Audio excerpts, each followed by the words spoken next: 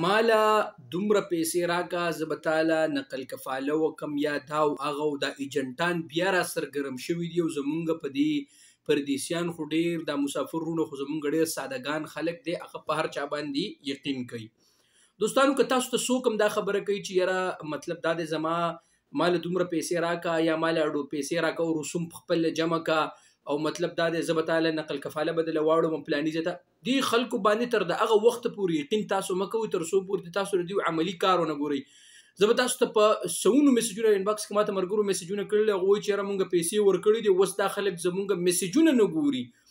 لہذا د دې ایجنټانو ته چې د خدای خاطر وکړي. زه په پاکستان کې ماته یو لیک عمر به وي زمانه تر زوی تللی دی چې هلته څنګه رسېدلی دی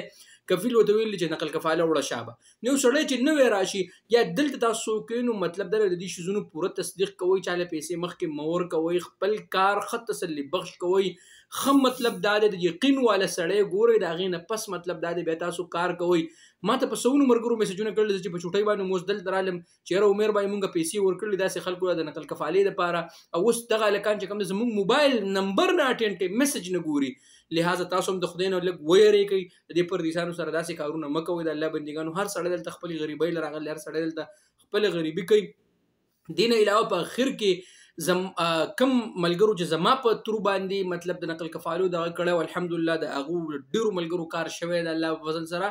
او د بعضو ملګرو چې کوم اقامې ختمې شوي دي انشاءالله د هغو به هم په ورځو کې به انشاءالله د هغو هم اقامې د خیره سره انشاءالله رینیو شي. زه چونکې هلته